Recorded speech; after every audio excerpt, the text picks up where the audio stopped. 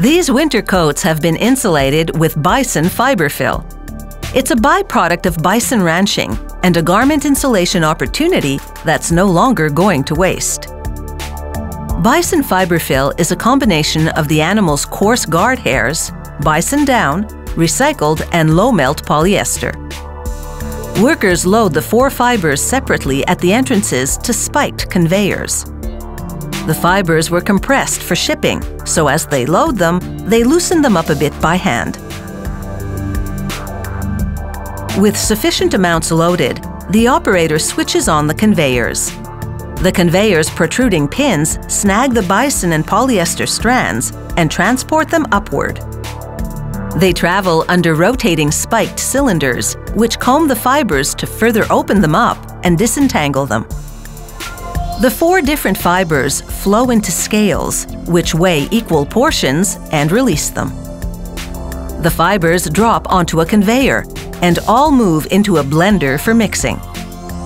Exiting the blender, another vertical conveyor with pins retrieves them. It takes the fibers up past revolving bars that knock off the excess. This ensures an even mass as the bison and polyester fibers move between a series of different wire-covered rollers. This arranges the fibers in a parallel orientation and gets rid of any clumps. A comb further aligns the bison and polyester fibers. The fibers cling together in a homogeneous web. The web transfers to a wooden slat conveyor. At the side, a vacuum suctions up loose fibers to be recycled back into production.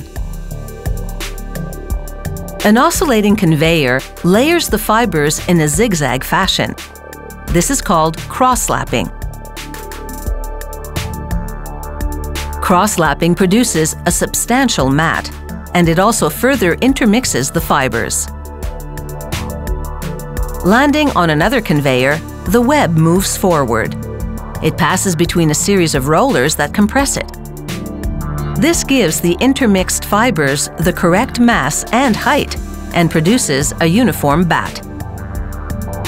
A sprayer now applies an adhesive to the bison and polyester insulation.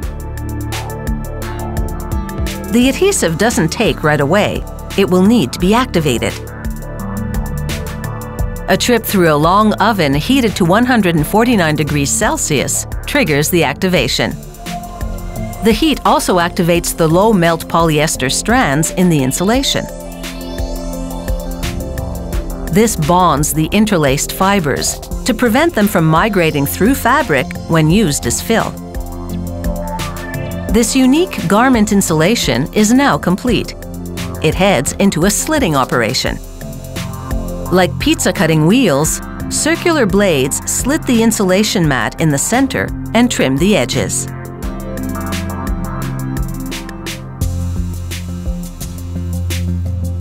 Rollers take up the 2 completed strips of bison fiber and polyester insulation.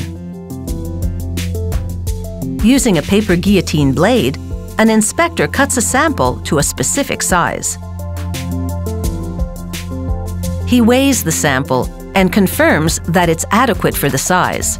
This helps prove the fiber mass is dense enough. He measures the sample's thickness. At about 1/3 of a centimeter, it will provide warmth without a lot of bulk. The team slices the bison fiber fabric fill to length using a hot wire. With that roll complete, they start the next one. They place the bison fiber rolls in plastic bags to protect them during transport to the clothing factory. They weigh each bag to confirm that there's enough insulation in it. After several hours, bison fibers and polyester strands have been transformed into a high-loft insulation that's moisture-wicking.